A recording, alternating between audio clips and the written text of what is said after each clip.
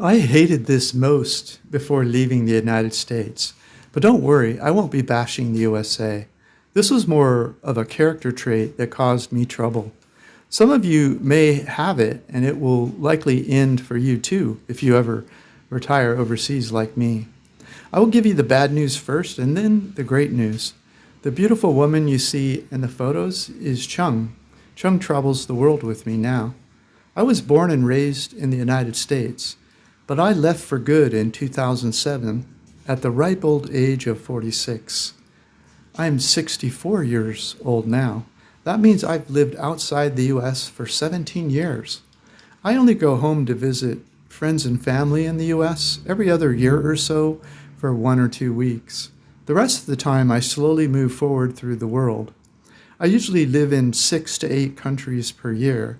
I call my lifestyle slow travel. When I left the USA, I was looking for the best place to retire in paradise for pennies. You see, I wasn't really enjoying my job, and I was looking for a place in the world that was affordable enough so I could retire early overseas and start a new life with more personal freedom. If you are investigating places to find the ideal retirement on a budget, you have to go slower. By going slower, you experience what it costs to live like a local in that part of the world. Fast travel is more like tourism, and everything costs more when we live like a tourist. So today I was sitting on the beach in Thailand, and I remembered something I hadn't thought about in at least 10 years, something that bummed me out while I was living in the US, and that is what this video is about. When I was living in the US, I would travel somewhere in the world for a week or 2 each year. That part I loved. Travel gave me something to think about during the other 50 weeks per year. That part I loved also. Taking time to travel the world was central to my identity. I often found myself daydreaming about where I would go next. I would watch YouTube videos of each new place I learned about. I would learn what activities they had there, like snorkeling, scuba, sailing, windsurfing, snow skiing, and historical tours. When I was single, I would go to all-inclusive places that were known places for singles to meet and have fun. Places like Club Med had resorts where singles would go to have a good time. They had all sorts of activities where you could get to know potential lovers around you in a casual setting during the day. They also had discos or live music at night where you could dance the night away with someone beautiful you had met during the day. When I was in a relationship, I would go to places more suitable for couples, such as more romantic settings where you could focus more on your existing relationship rather than socialize and meet other singles. Invariably, I would spend so much time planning this 7, 10, or 14-day holiday that it would turn out to be an amazing experience. Each time I would completely forget about my old life and my job, and I would dive headfirst into the joy and decadence of my good fortune. I would have so much fun, I would totally forget that I even had a life before arriving in paradise. The contrast between paradise and normal life was so extreme, I would forget about the other 50 weeks of the year. But eventually I would remember, usually 3 or 4 days before I had to fly home, it would suddenly occur to me that it was all coming to an end. The realization would slap me hard in the face. I was running out of time. They would soon be shipping me out of heaven. No, I would say silently to myself, I didn't want to go home. Is there a way I could stay here? Could I make enough money here to live here? Then the countdown would begin. I would wake up every morning in paradise and say to myself, only 3 more days. The next day in paradise, only 2 more days. Then only 1 more day. Before I could do anything about it, I found myself on an airplane flying home. And the next Monday, I'd wake up and drag myself back to work. Once back at work, I would start counting down the 50 weeks until I could fly back to some new paradise. That is what I hated most before leaving the United States. That feeling in my gut I would get in paradise, that I would have to leave. Of course, it didn't matter what country you're from. when the fun ends, they ship you home too. Trust me, I know how entitled that makes me sound, but the contrast between normal life and paradise made me feel it all the way down into my bones. Are you ready for some good news? Things have changed since I left the USA back in 2007. Here are 3 things that can take you off of that flight back home and allow you to stay in paradise.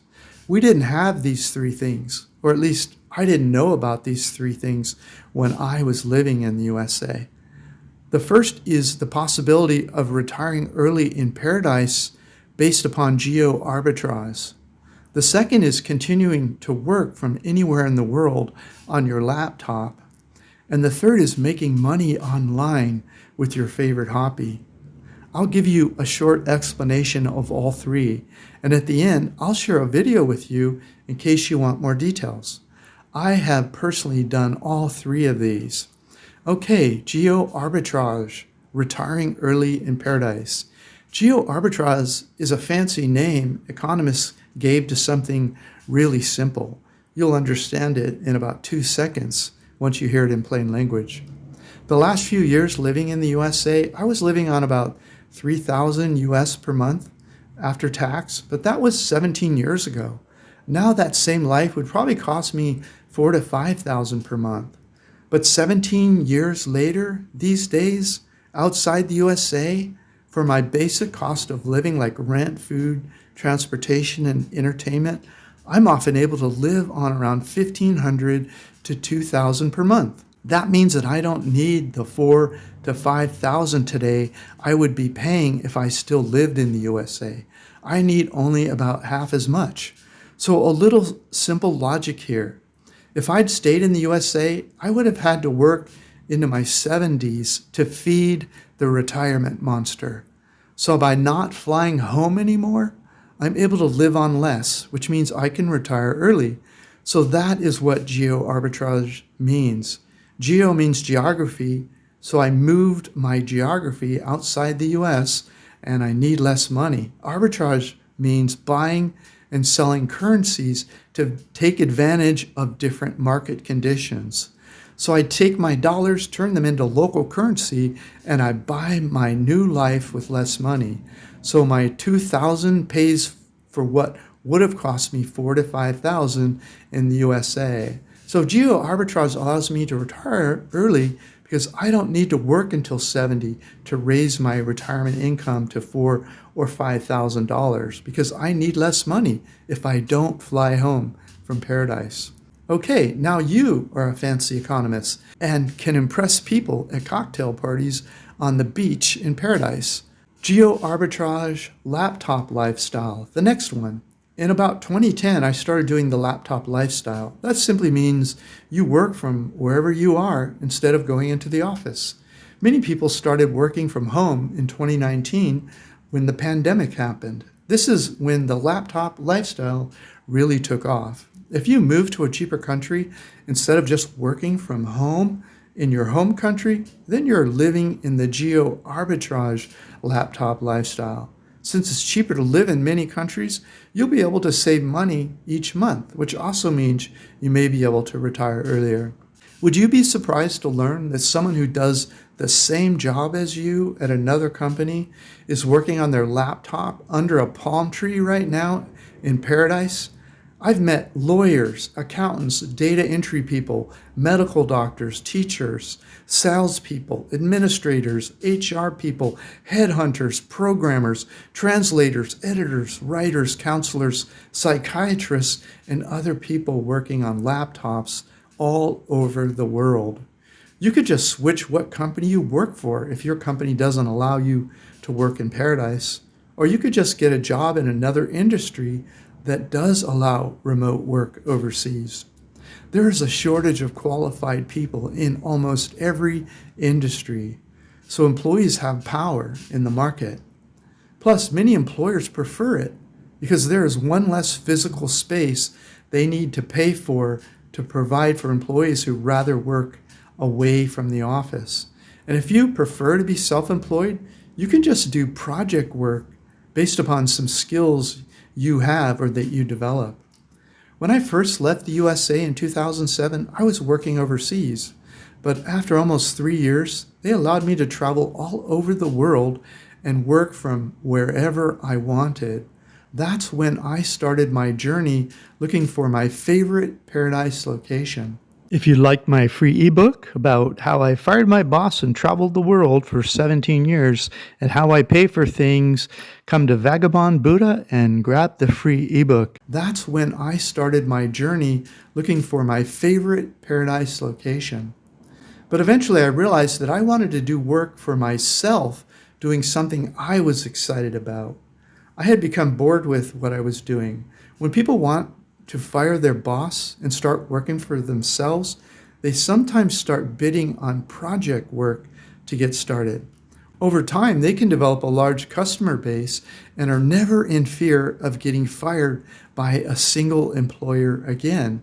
Having a larger set of people paying you reduces your dependence on any single employer. It increases your chances of successfully working for yourself indefinitely. If you're interested in learning about online portals where you can have multiple people who are paying you, go check out a company called Upwork and see what self-employed gig workers are up to. Companies like Upwork provide a forum for people to offer and use specialized skills of all types on a project or gig basis. You just post your skills on there and bid on any job requests you get, and they collect the money from the customer and pay you as the projects are completed. But if you're like me, you'll eventually want to be totally free from doing anything that you don't love. And that's the third one. Make money online with your favorite hobby. The great thing about being old like me is you may know a bunch of other stuff that other people want to learn about from someone that has been doing it with a passion for years. When people ask me, I always suggest that they should share their favorite hobby online. You have something that you love to read about whenever you have the chance, and you know more about that thing because you've been dabbling in it for years, possibly for your entire life. This is how I was able to quit my laptop lifestyle job and travel the world freely, doing only what I wanted every day.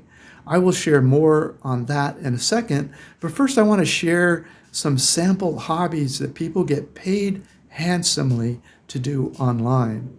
Here are a few sample hobbies people do online: growing flowers, dividend stocks, how to wallpaper, handyman tricks, laying paver bricks, painting, playing on the guitar or any instrument, online marketing, editing resumes, teaching languages, panning for gold, making clothes, cooking, picking wines, barbecue tricks and products, teaching math and science, fantasy football, sports trivia, war trivia, history, how everything works, psychology, diet, weight training, weight loss, natural cures, survival skills, tennis, golf, volleyball, dating, how to do research, how to file your own patent, your own copyrights, how to do a will, how to get rich, lease optioning homes, how to flip houses. There's something you know and love to learn more about. You can make money doing it online.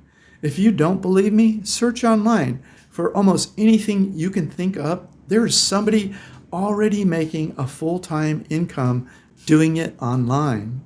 When I was doing a job I hated, I kept banging my head against the wall, trying to think about some trick or gimmick that I could use to make money online so I no longer had to report to any boss.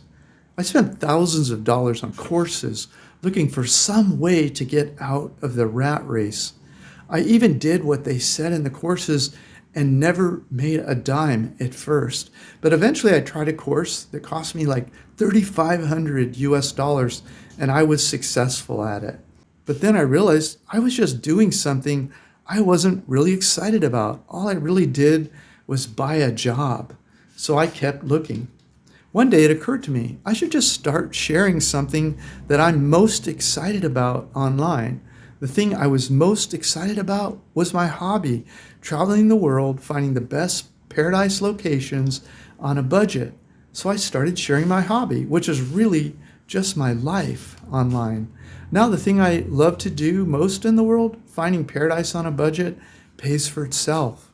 Now I never have to do what I hated most before leaving the United States. Now I just stay in each new paradise as long as I want. I never have to leave paradise again. Now I just fly from one paradise location to the next. I started sharing my hobby part-time at first, but eventually it was making more money than I needed to travel the world freely. So now I get paid to do my favorite thing in the world. I teach people how to retire overseas in paradise. I also teach people how to get paid to do their favorite hobby online. To learn more, watch the video in the upper right-hand corner of your screen right now.